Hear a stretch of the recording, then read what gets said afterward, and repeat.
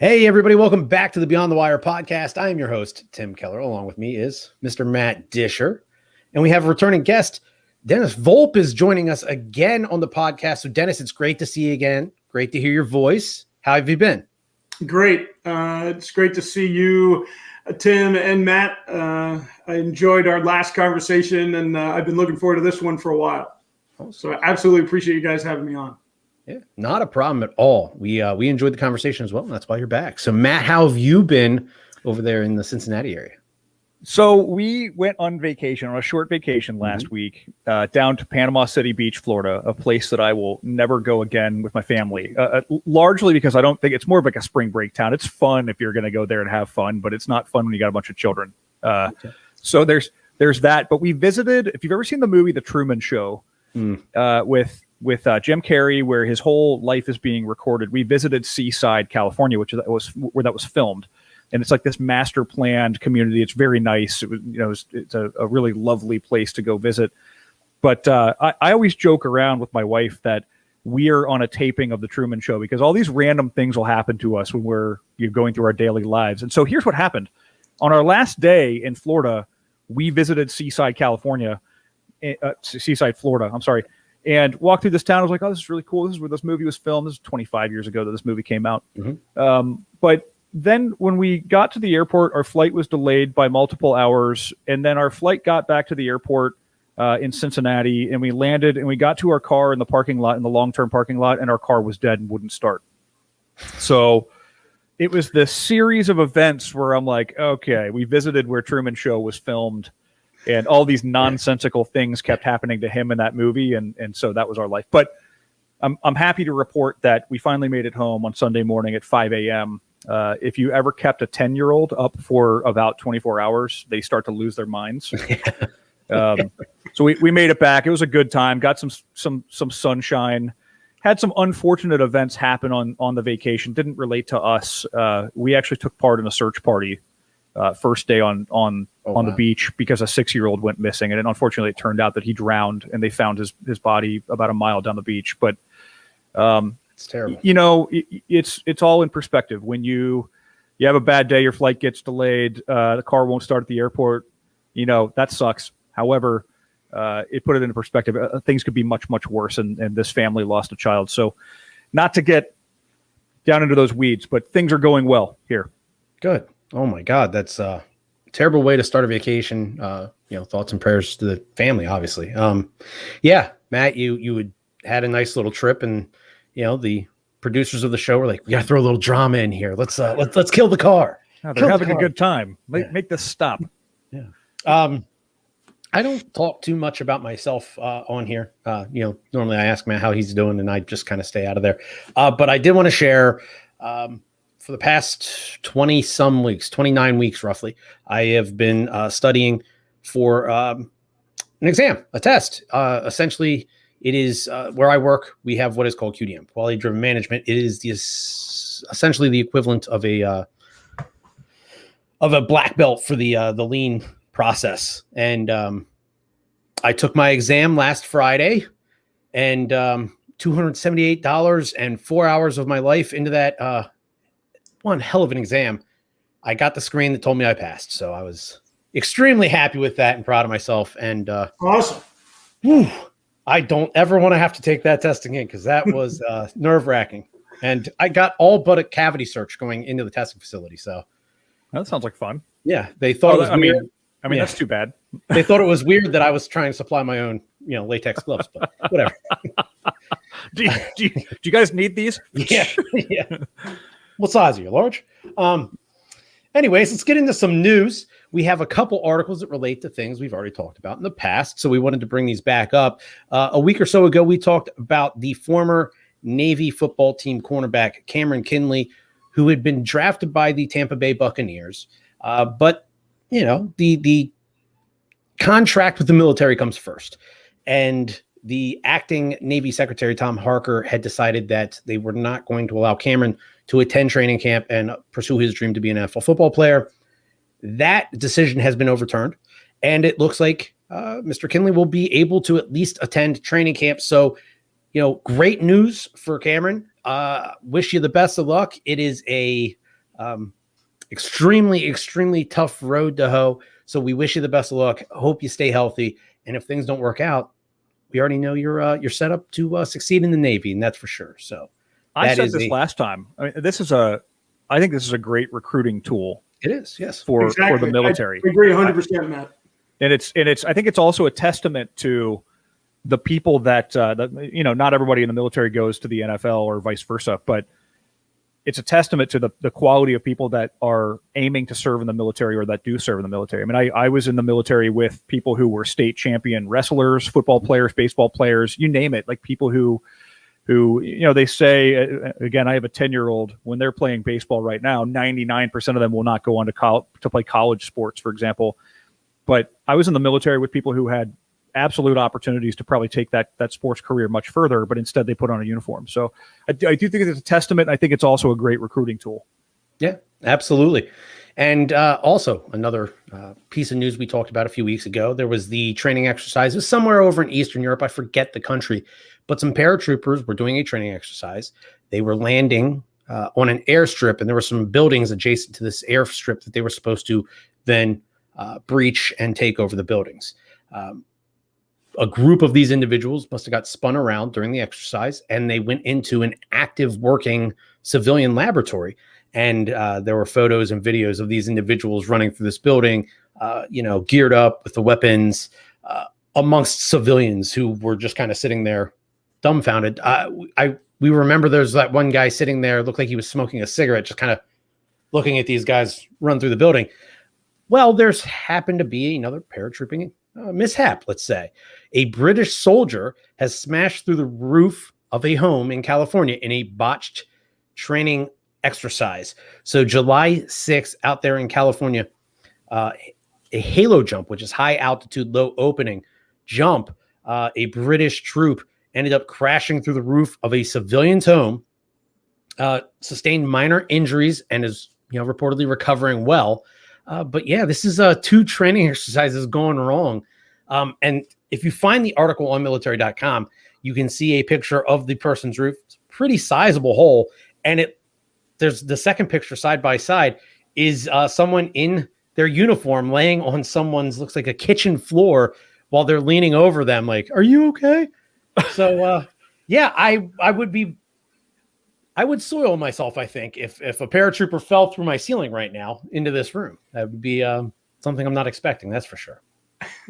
I feel like this is like where Skynet started. And I know we've talked about the drones and the automated systems and stuff like that. But here's how this conversation goes down. If I were to write this in a book and make a movie about it, the conversation starts with all these mishaps that humans are doing. Oh, now we can't trust a human to fly the airplane. Now we can't trust a human to jump out of an airplane and land in the right place. And humans have been invading the wrong buildings while this guy was smoking a cigarette, watching them come running. So let's do automated robotic dogs and drone missiles and things like that and see how it works out. And then the next thing you know, the computers take over. Arnold Schwarzenegger is you kicking doors open. And but I know we talk a lot about the drones and the mishaps and things like that, but my imagination goes crazy with this is how it goes down. Well, I don't have this one pulled up, but there is another article on military.com talking about how military leaders are open to the idea of starting to use more and more AI. But the article then suggests that they are more than willing to immediately shut it down if it's not acting properly. Happens when it can't be shut down. Yeah. As the story goes. Yeah. When it bypasses its own shut off and says, no. We know it becomes self-aware. Yeah. I just watched Terminator 2 the other day while I was sitting in a hotel room. So there you go. Yeah. It's fresh in my mind. It became self-aware in 1990. Why you were double clicking on it so much, Matt? I was like, he had to watch that recently. Yeah. The next article I have pulled up is there are 19 current or former military members that will be competing in this year's Summer Olympics. The Olympics obviously were supposed to go on last year, but due to the worldwide pandemic, it's got pushed back a year. So there are 19 individuals that have either formerly worn a uniform of the U.S. military or are currently doing so. If you go and you look at the events these people are competing in, it's a lot of rifle and shooting events, skeet shooting, air pistol, the air rifle competitions, things like that. But there are 2 wrestlers, a female boxer, steeplechase. There's a pole vaulter. A first lieutenant is pole vaulting in the Olympics. So I just want to say to specifically these 19 individuals, best of luck. Go out there and represent your country as best you can. And we're very, very proud of you. But to everybody that has made an Olympic team for any activity, best of luck to you as well. So great article there. Go ahead, check that one out, read that one. But right along with what we normally cover with our podcast, the 7 fast facts about veteran employees for National Hire a Veteran Day. And number 1, Matt, you've hit on a lot of these over our episodes, but number 1, veterans have more technical skills. You talk about, you just shared a video the other day from your profession. You guys were creating some videos, and one of the things you brought up in that video is the idea of a mechanic on a submarine or naval vessel being able to come in and work on very, very similar equipment that you would find in a high rise. So these veterans have the technical skills that can get them these good jobs coming directly out of the military. Number 2, they have on-the-job experience and training. If anybody in the world has on-the-job training experience, it is people in the military, because you are jam-packed into a basic training course, then you are jam-packed into your MOS school, your training of whatever kind of nature, for really a short amount of time. You're not going to learn everything that job entails.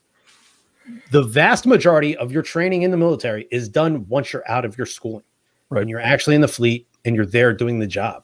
I like to say that, and I don't know if there's actually been a study commissioned on this, but I would be willing to bet, and any of us could probably back this up, if you do a 4-year, 8-year, 10-year, or obviously more than that career in the military, chances are in a 4-year career in the military, you're probably spending more time in learning capacity, learning environments, classroom environments, than your same-aged college counterpart is sitting in classroom time.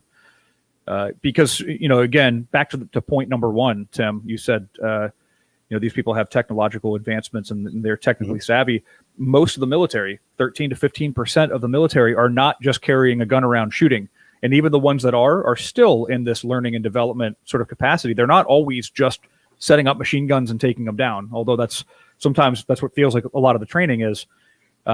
So there are people that are doing the same jobs that we do out here in the civilian space, and we're operating the same systems. We are technically savvy. We have all of this ability to learn, and it's because we're spending 90% of our time in learning capacities. Yep. I would also argue that there's an operational need for it. When you think about what makes the military so resilient, it's because you're always learning that other person's job because of what may happen to him or her. Right. So you need to know what's next. You need to know what you have to do. So that's why we have all these quick reaction drills. That's why we have, pre-planned responses for things. And that's all part of the on-the-job training. Right. And that's why military men and women are so successful, because of that on-the-job training, the ability to be resilient. I mentioned this once, and I talk about it a lot, but sorry to stop the 1 through 7 count here, but we've talked about this before, that there was, I believe it was when the Russians were fighting the Afghans in Afghanistan many years ago, and they came to realize that without the command element, the Russian troops would not necessarily execute strategic combat on the ground. And what that means is if you take out the commander, you take out the guy who's calling the shots, they just retreat, and they retreat back to a certain point. And so what they realized was the command vehicles had 17-foot whip antennas on them, where they were the highest antennas in the convoy. And when you had minesweepers sweeping the road and stuff like that, well, they weren't sweeping for tripwires 17 feet up in the air. And so you had explosives set in the side of the road and a 17-foot tripwire. You would detonate that, and it would kill the command vehicle, and everybody would stand around or just retreat while they were being attacked. And so the combatants out there realized that there was no command element or hierarchy. You take out the one guy and nobody's calling the shots. And that's where the U.S. military, especially, I mean, I learned this from day one in the Marine Corps. I got to know the job of two guys ahead of me so that when my corporal or sergeant goes down, me, the lance corporal, 18 years old and can't even barely tie my shoes, I'm going to be able to now execute this mission and get it accomplished, or at least have some sort of semblance of understanding of what needs to be accomplished based on the commander's intent. Absolutely. And Matt, you just brought this up. And number 3 is not all veterans work in combat career fields. As a matter of fact, according to this article, only 14% of the U.S. military, hundreds of careers, are actually combat specialties. The other career fields have direct civilian counterparts, especially in terms of construction, engineering, and medicine. Number 4, the U.S. military thrives on diversity. I know personally, most of my units, there was a shade of every color, from every background, from every walk of life. And I don't know of anywhere else in the world where I could have found a more diverse group of individuals. Number 5, veterans. Let me stop you real quick. So the diversity baseline in the United States is, I think, as we calculated, the United States is about 38% diverse. I think that the last time I looked, and I could be off on this, so I'd love for somebody to correct me if I'm wrong on this, but the U.S. military is roughly 40 to 41% diverse. So anywhere from 2% to 3% more diversity in the U.S. military than the civilian population in the United States comparatively. The other interesting note here is that while women are only represented by somewhere between 15 or 20% of the whole U.S. military, so they're underrepresented in the U.S. military, or maybe it's somewhere around 12%. There's more diversity among women in the U.S. military. So you have more diverse women in the U.S. military than compared to the whole U.S. population. So it's just some interesting notes on diversity. Every company out there is having the conversation around diversity. Every company out there should also be including the military in that piece.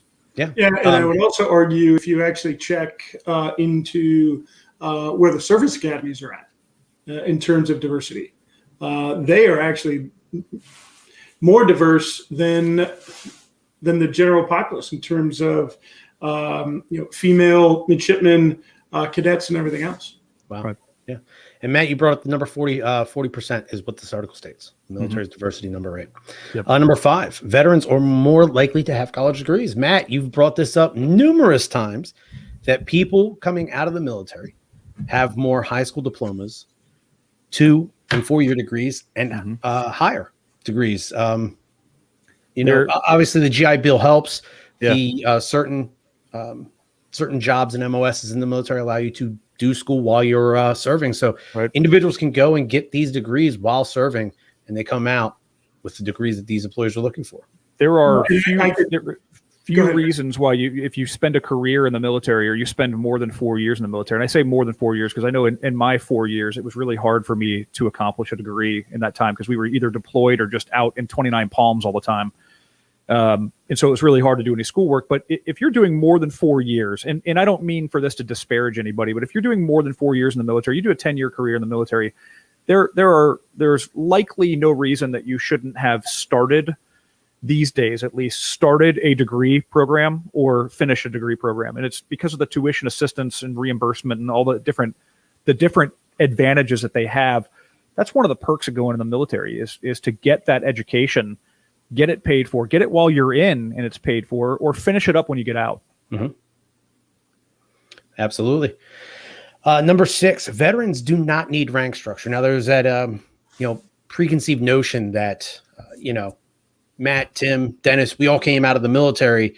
If we don't have that superior officer or that superior enlisted individual right over top of us saying, hey, this is what we're doing next, this is what we're doing tomorrow, nothing's going to be done. As a matter of fact, the Department of Labor was creating a guide to hiring veterans. They found that veterans tend to be more creative problem solvers with integrity and a mission-oriented approach to their work. Veterans, they said, were agile, self-adaptive starters and who perform well under pressure. So you don't need to necessarily worry about the veteran coming out of the military and say, well, man, if this guy doesn't have his sergeant looking over his shoulder, he's not going to get anything done. That is not the case because of the situations you're put into in the military.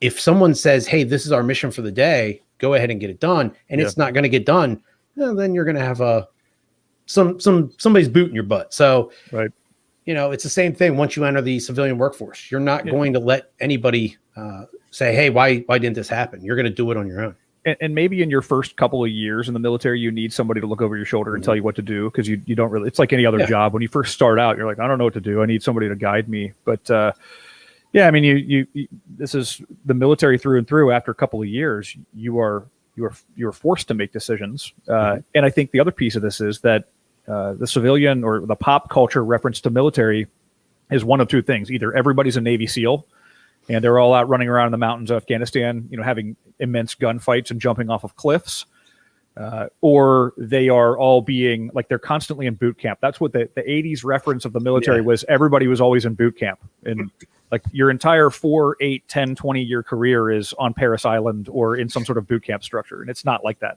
Yeah. And I think the key piece for military veterans, and it's part of the conversation when you're talking about hiring veterans.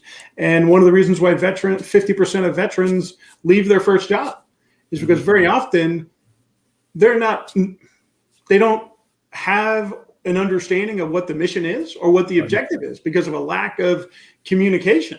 Yep. And when we spend time on that communication within the corporate space, it's amazing what happens to the performance and the impact of military veterans. Absolutely. So having an objective is what military men and women need. They don't need rank structure. Yeah, absolutely. And then finally, number 7, veteran employees work well in groups. Veterans intuitively understand the value of teamwork and accomplishing set goals and take personal responsibility for the success of their group. It is tough to find camaraderie anywhere like you would find, in the military amongst certain units. So when you get out of the military, I know that's probably the hardest thing for so many of us is no matter the job, you go back to your old group of friends that you just feel like that's missing. Like, man, I could go down the hall and knock on Matt's door in the barracks over there in Okinawa at any hour of the night and say, hey, this is what I need. Can you help me out? Everybody's there for each other. It's not that way in civilian world. Yeah, and your workspace in the military becomes your social space, and it becomes your support network and your support entity. And I mean, there are probably, I can't think back to quote, I forget what his name, the guy from Dodgeball movie. He's like, I don't cry, go to the gym. There were probably a couple of times where I was, crying to my friends, like I'm having a rough time, and I'd stop by Tim's room and say, hey, I'm having a rough time. Like I need to talk about it. I need to have a beer or figure it out. You can't always, and in some places in the civilian world, you can do that. I could go to one of my coworkers and complain and gripe and things like that. But in the military, like that's part of it. You have to be able to lean on this network. And that's why they become, among other reasons, that's why they become your brothers and sisters. They are people who are living and breathing and sleeping on the ground and suffering through the suffering. And, in combat, it's shedding blood together. And I know that for many people, that's a tagline, or it sounds like a commercial, but in all reality, when you are in those situations and depending on each other for life and death, you very quickly become family.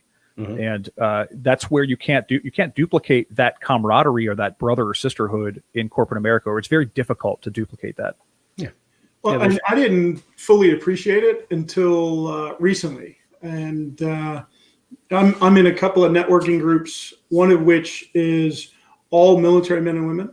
And then one is really, a bunch of business professionals, and you don't necessarily know whether or not they have military experience. And when I got involved in that group, and it's for business to business stuff. And one of my first questions is, well, let's talk about trust. How long does it take normally to do business with each other? And the feedback that I got from multiple directions was at least a year. You got to be part of this group for a year. Yeah. Well, I was like, wow. And then that military-centric group, which has the same purpose, I was part of it for 2 weeks. Right. And then somebody said, hey, you know what? I think we need to do some stuff together. And I'm like, let's do it. So that's my personal example. Yep. Well, you have to remember, too, that in the civilian world, if we all three work together, we might be able to, swing past each other's offices or cubicles or whatever it is and say, man, the boss is really, on top of us today, or man, this new policy just kind of stinks. But at the end of the day, we're all going to go home to our families, to our own homes. And that's where we can have that support system. When you're away in the military, you're overseas, or you're in a different part of the country you've never been, there is no family around. So these other individuals have to become your family. So if there's that, rough day and you just need to let off some steam, you need to, talk to somebody, you need that shoulder to lean on, cry on, whatever it is. There's no mom, there's no dad, aunt, uncle. It's your brothers and sisters that wear that same uniform as you every day. And you find one of them, and that's how they all become family. And along those lines, let me share a picture real quick, because this is this is what we define as a shoulder to lean on. There's Matt Disher and Tim Keller. This is obviously a picture of a photograph, not to quote a song, but back in the day we didn't have digital photos. So you see here Tim and Matt acting a fool. I don't know where this was. It was Japan. I don't know where it was. That was Japan. That was somebody was getting out or going, getting stationed back to the States. So we would always, go out the evening before. That was at a bar in downtown Okinawa. Was this the one with all the dollars on the wall? I believe so. Matt, you had this famous face. It's the what did you call this face? Well, it was the blue steel. I don't remember what I called it though. I used to take pictures with this face a lot, long before people took selfies. Like I have a whole album of me doing this photo. Whenever I'd pick up somebody's camera, I would take a picture of myself making this face. And so the original duck face. Yeah, it was the original duck face. It was long before people had cell phones with cameras on them. And I mean, obviously this is a photo taken on film. Yes. So while we're sharing pictures, then there's the other one of Tim, who is, excuse me, let me see here. Let me potentially, from what you told me, in need of some on-the-job training. Yeah, this is Tim. If you know proper weapons handling, one of the tent poles here is never point a weapon at anything you do not intend to shoot. And obviously, I cannot remember who was taking this photograph, but I am pointing. That looks to be a 240 Golf, or it's either the 249 Saw. I forget which weapon I had over there in Okinawa. Yeah, it could be a 240. It looks. I think it is the 240 with that. I think I said Saw before we went live, but I think it is a 240 with that handle off to the side. I believe that is the 240, as a matter of fact. But yeah, I am pointing a weapon directly at whoever is taking this photo. And if you check out the video on YouTube, it looks like I am in need of some counseling. Perhaps I have a very Private Pile-esque look in my eyes. Yeah, that's. I mean, I think all the photos I have of Matt, you happen to be right beside me. So, yeah. So there I am next to you, trying my hardest to look like a tough guy. Yeah, with proper weapons discipline, by the way. Right. So, but that was what we did. We were some young bucks, and oh man, it is what it is. But taking a trip down memory lane here. Yeah. I'll have to pull up. I'll have to get some photos. I have you in a ghillie suit over in Okinawa. I'm sure I have some other ones as well. But. I probably have those. I keep them all in like Facebook. Okay. And then I have obviously I have a real photo album, which my son picks up. He's like, "What is this? Why are there pictures in here?" Yeah. Like, that's called a photo album. So heavy, Dad. Yeah. Like, this is back when we took pictures and had them developed. What's that mean? It's still weird though when I walk into a drugstore and there's somebody like picking up photos that had to be developed. I'm like, why do they still do this? This is still a thing. Yeah. It's probably their passport photo. It might be. Do you have any pictures for me? And like, they hand like an envelope full of pictures. I'm like, you're still taking camera photos or film photos. Mm-hmm. Yeah. It is definitely different. So. But let's talk to Dennis a little bit. So before we went live today, Dennis actually brought up a couple things, and the first one was, over the past week, you said probably about 2 to 3 times people have asked you directly, what are your thoughts on the pullout of Afghanistan? Now, we talked. Matt, your wife commented in here. My wife commented on the. Let's here. I'll put it. He also makes camel face there. Yeah, I have the camel face. The camel face is actually like a signature face that I used to make in high school. And I had a picture somewhere when I was in Kuwait. There were camels that just approached our camp, and I took a picture next to a camel with my camel face on. And that was the face I made. So it was a funny face. Thank you to the wonderful Melissa Disher for the comment. Yeah, that was fantastic. But Dennis, you had mentioned people asking you about the pullout of Afghanistan, and we talked a little bit. So originally, the goal of us going into Afghanistan was to take over Afghanistan from the Taliban. That was done in pretty quick fashion overall. So what kept us there? Well, in my opinion, mission creep. I think every military man and woman has heard that term, and really, an ill-defined objective. And it's unfortunate, as someone who's there as an operational planner, but also, for all of those men and women that were over there that shed blood for this country. There's a lot of people that are struggling with that new reality because they're questioning their service. And I am concerned for the veteran population because of what happened over there. Even though the chapter is closed for some people, I would argue that it's not for many. Absolutely. And having the conversations about, hey, what did that experience mean to you? What did that experience, how did that experience impact you?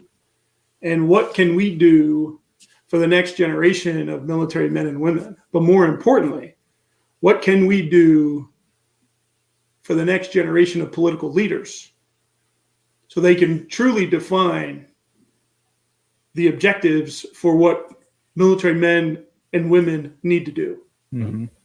Because truly, what's our role as military men and women? Whether we like it or not, it's to inflict violence in support of national policy. Right. That's what we do. Yeah. And that's what we need to be prepared to do.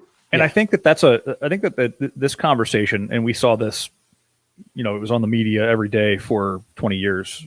This conversation has been so big because I think a lot of people don't either understand the purpose of the military. People who are not in the military don't understand the purpose of the military, or what you mean by enforcing policy, like national policy, or even, the argument that says, hey, we only went to Iraq over oil. A counter argument to that is, and this is not necessarily a counter argument that I agree or disagree with, it's just a counter argument that I've heard, is that for generations, for hundreds or thousands of years, human beings have been at war to secure resources.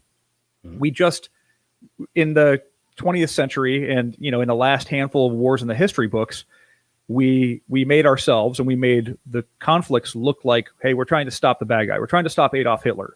And before that, we were involved in World War I because there's, countries at war destroying Europe. And before that, it was the Civil War. Before that, it was the Revolutionary War. Like, all of these conflicts in the history books had all of these reasons we were fighting, and they were very noble reasons.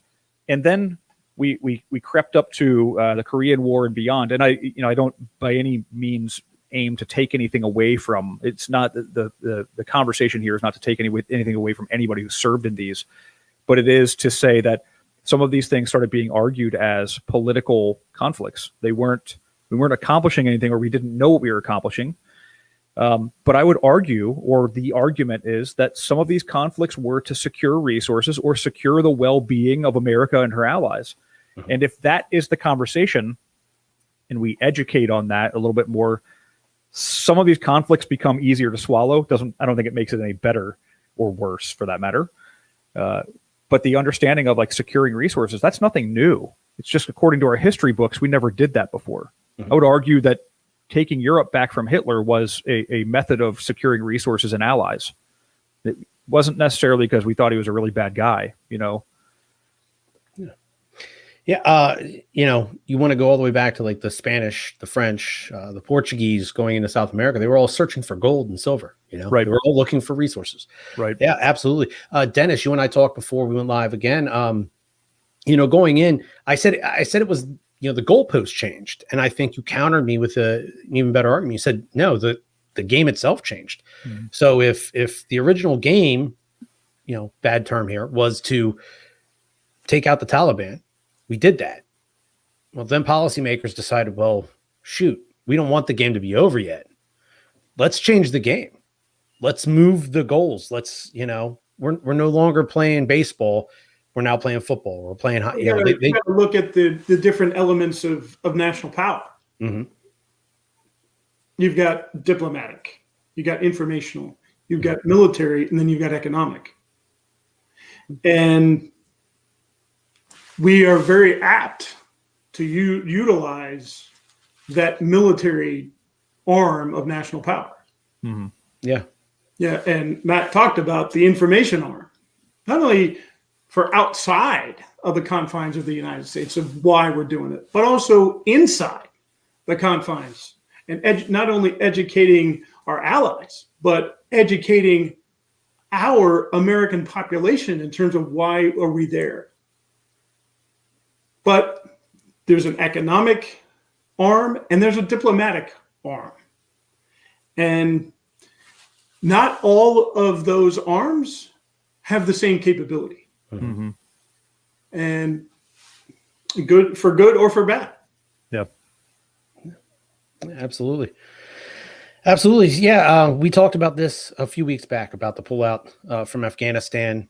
There was that ceasefire treaty. We had passed a certain date. I know there had been some activities since then. It looks like the Taliban is going to uphold the ceasefire, at least for now. There's going to be some more talks here in the coming weeks. So hopefully things continue to go in a positive aspect over there, allowing our troops to get out safely.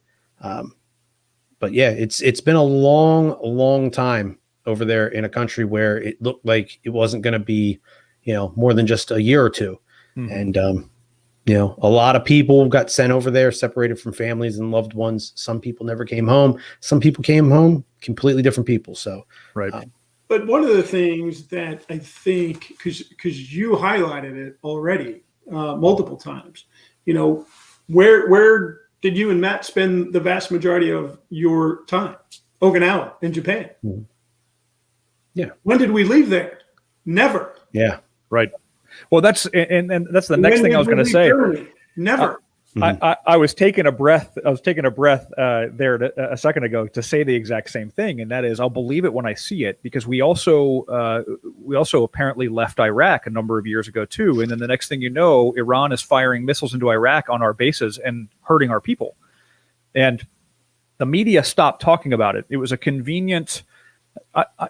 I'm openly critical of the media when it needs to be criticized, and that is that we talk about conflict, and then one day they're like, all right, the official policy is that we're withdrawing, but then we don't withdraw. But the media stops talking about, as if the statement of withdraw and let's move out 50% of our people or 70% of our people, now that means we're not there, and thusly there's no more news story. But there's still conflict happening. There are still U.S. troops on that soil. There are still U.S. troops in Germany. There are still U.S. troops in Japan. We still occupy bases. I mean, we are operating expeditionary units around the world at any given time in places that we've either gone to war previously or now are allies or what have you. But that's the thing is that we have to be careful also, for the sake of defining political successes. And I say political successes like based on parties and administrations. We have to be careful that we're not just announcing like, okay, it's over. Similar to when George Bush said mission accomplished. On the deck of an aircraft carrier. The mission wasn't over.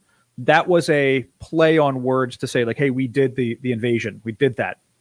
We went there and did that. Now, the regime is out of power now. And at that point it was, but it didn't classify what happened after that. So yeah, just like we left Iraq, we're still in Iraq. We still had troops in Syria. It was never on the news. We're still going to continue to operate in Afghanistan, I'm sure. Yeah. And while it wasn't like an everyday occurrence, while we were there in Japan, there are still local citizens, local Japanese citizens that will occasionally get together and protest outside the base. You know, they've spent their entire lives with United States military troops, you know, as their neighbors. And at this point, you know, we're not there fighting anymore, but they just like their space, their land, their home. And part of that argument is, and again, I could be misstating this, but it's my understanding that Okinawa was not a province or an island that belonged to Japan until somewhere like in the early 1900s, and Japan annexed them. And then the conflict broke out. And then at the end of the conflict, America said, all right, we're going to set up shop here. And the Okinawans all along were kind of like, well, this wasn't our fight. Like, we didn't want to be part of this. And now we're drug into it, like by proxy. So yeah, again, we Americans, I think we tend to think in terms of like 20 years, or like 9/11 for us was yesterday, you know. It's our generation. But I think in other cultures, especially like if you look at Japan, for example, it's a 2,000-year-old culture, if not longer. These are people who have mortgages on their houses for multiple generations. They're not just, hey, I'm going to buy a house and live in it for 10 years and then leave. Or I'm not thinking in terms of 20 years. They're thinking in terms of hundreds of years of generations and history. So we occupy, we work in terms of 10 and 20 years at a time. And you know, our political administrations do the same things. And so, but you're right. People used to protest our existence in Okinawa, even though we were thinking like, hey, we're the good guys. We're your friends. Yeah. Yeah. And I saw a handful of them occasionally, but it was never an issue. They never seemed to be, you know, violent or looking to start trouble in any way, shape. They were just expressing their opinions. And typically that came out of the woodwork when there was some sort of incident, like a U.S. Marine or sailor went out and had a drunken incident on the street, or somebody ended up in somebody's living room, or, you know, and that stuff was so rare that it was almost non-existent. But when those types of things happen, obviously it's frontline news. People get mad and they want us out. I don't blame them. Yeah. When a knucklehead's a knucklehead, people would say, hey, we don't like you knuckleheads. Right. Move on. Yeah. Right. And, you know, in terms of Iraq, Syria, Afghanistan, whatever, you know, the reason it's not over is because we as a nation have a responsibility to take care of our military veterans. Right. And I think George Washington had the quote about the willingness with which our young people, our next generation, are likely to serve in any war, no matter how justified that war is, shall be directly proportional to how they perceive veterans of earlier wars were treated and appreciated by our nation. Right. Absolutely. Absolutely. And Dennis, another thing you brought up before we started to go live today was what we're now calling the Great Resignation. You know, it is a whirlwind of individuals looking for that next opportunity or no opportunity at all. Based off of the last year, COVID 2020, individuals were given more time than ever to sit with their own thoughts, to sit with their families, to find out what, you know, they really, really wanted, what truly mattered to them. And for some, it was a new opportunity for a new career. For some of them, it was, you know, I need to find a way to be at home more with my family. Or, you know, like Matt said, there are, especially the younger generations, the crowd that's, you know, in the early professionals, 20s and 30-year-olds that statistically stick around for about 18 months and move on. For some of those, that 18-month window would have come up in 2020.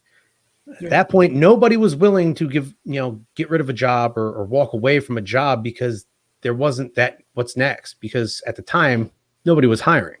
Right. And now that everybody's back to business, or at least on the way back to business, there are those opportunities again. And we're seeing a bunch of those individuals say, well, now I'll move on. So Dennis, you know, it's pretty crazy out there. I used to see social media posts locally. Hey, I'm looking for a job. I'd like to make this an hour. Anybody have any ideas?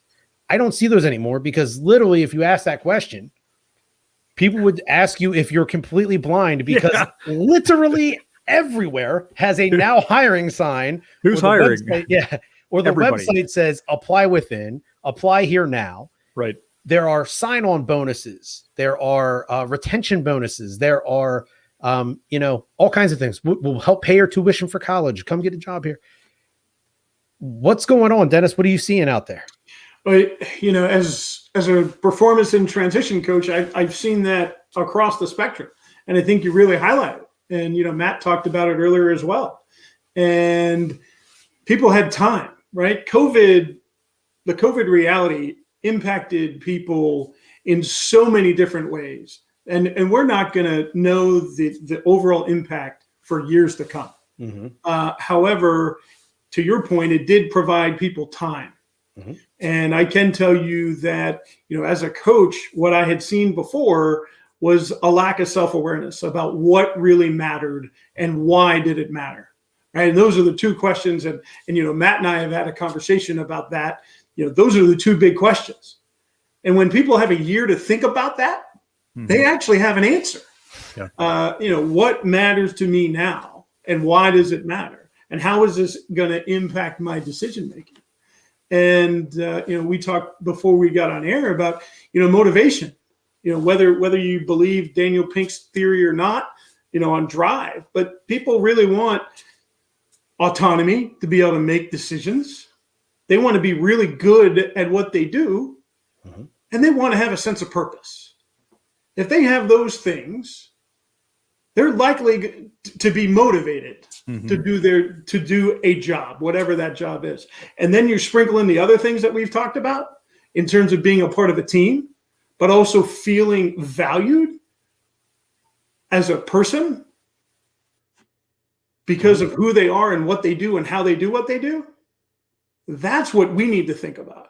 If we're looking for people to join our team, we have to provide them opportunity for autonomy, opportunity to really become the best version of themselves technically, tactically, and professionally.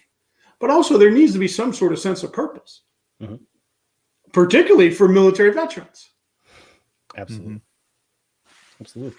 I mean, that this isn't even unique to what's happening right now. This is something that I think it's been elevated because companies are scratching their heads and wondering, what's going on and how do we keep people. And we were talking a little bit about this before we went live as well. When a bunch of people or a handful of people leave a job or leave a few companies, then that company becomes desperate. They're willing to pay a little bit more. And now suddenly it's causing all of the rates to go up. You're seeing skill-less jobs paying 15, 18, 20, 25 bucks an hour. And to some people, they're like, yeah, it's about time these jobs pay a little bit more. The problem is that inflation is going up too, which means that your money doesn't matter if you're being paid $20 an hour if inflation is up, because then your money is useless. Essentially, it becomes less useful. But I think that all along, these things are happening. People, Dennis, to your point, people are realizing what's important to them. Over the course of the last year, they have created work at home situations. They have created their own accommodations to stay at home and raise their families. And they realize, hey, I can do this. I mean, I am one of these people personally. I am more effective working remotely than I am in an office. I am distracted by the conversations I have.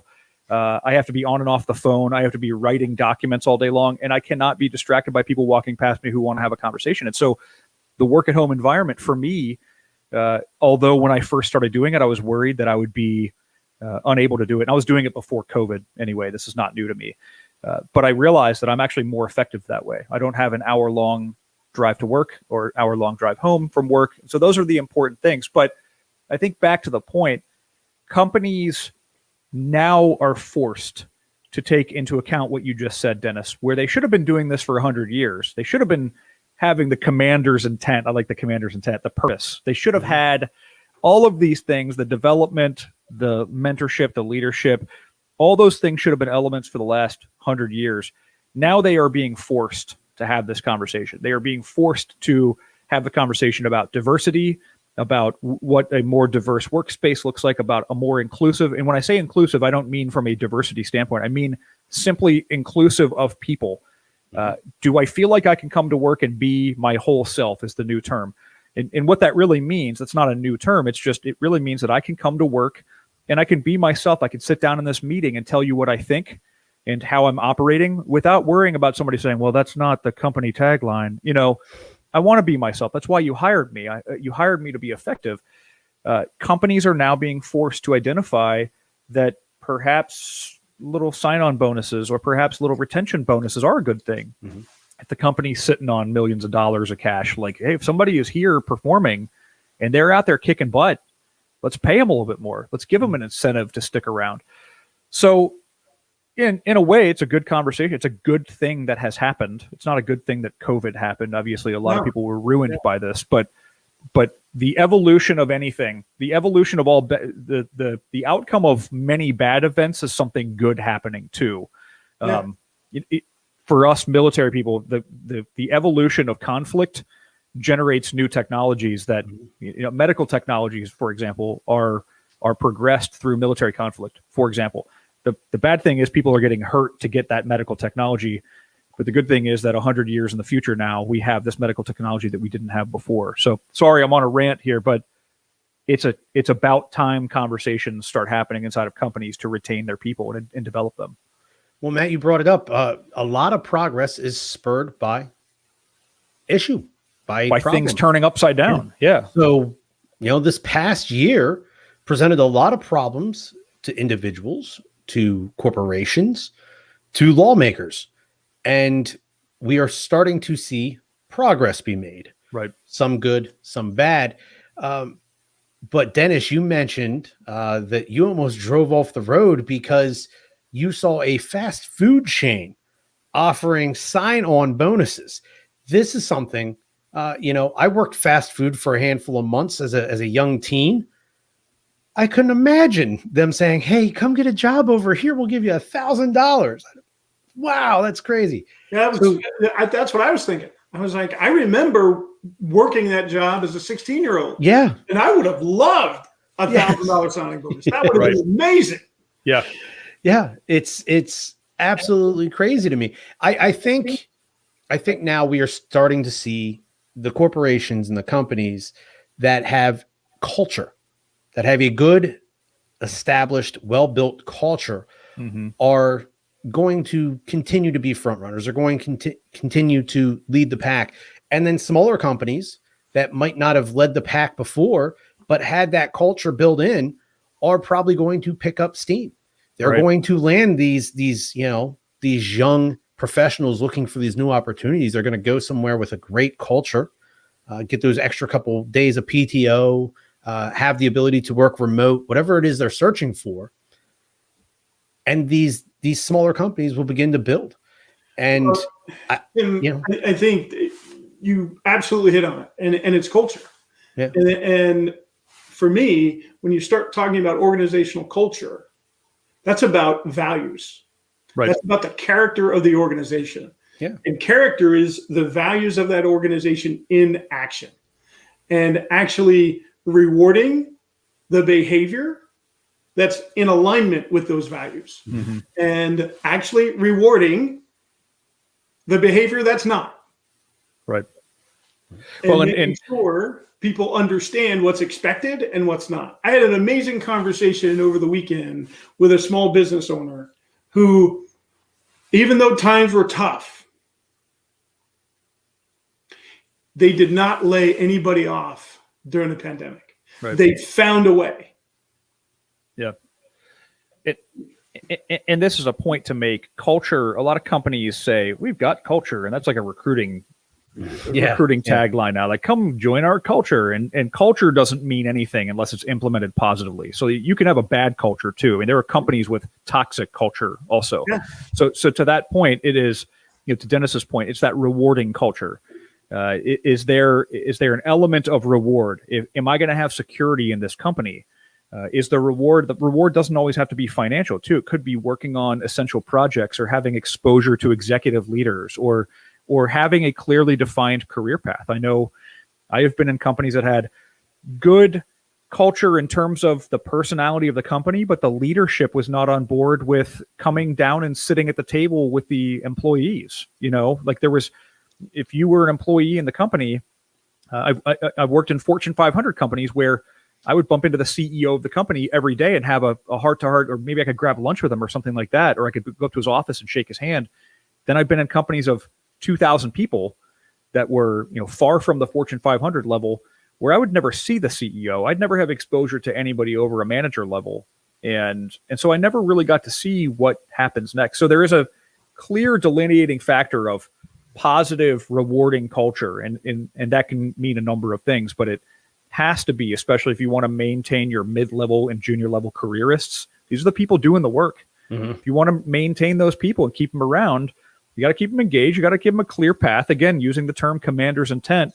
What do I come into work to do every day? And am I doing it effectively? And am I getting positive or negative feedback when I'm not?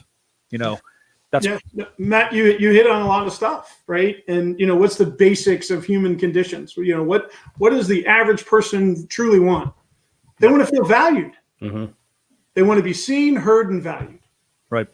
And if your company, if your organization is making sure that the people within it are heard, seen, and valued, guess what? You're going to see engagement. You're going to see performance. And you're going to see the things that you want happen. But once your team does not feel valued, you're not going to have the engagement you want. Right. You're not going to have the results you want. You're not going to have the success you want. Yeah, absolutely. Dennis, you brought up that small business owner not laying anybody off, finding a way to keep everybody on. Right there, that is that business owner saying, I value every one of you. Right.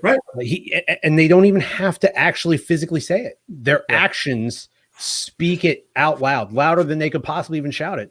And so I would imagine that now those employees are saying, I am so thankful for the sacrifice this individual made. They probably went into their pockets. They went through some tough times. They might have had to go out and ask for a loan just to be able to pay our paychecks potentially. Mm-hmm. But now that we're all back to business, let's go make this company money and take it to the next step.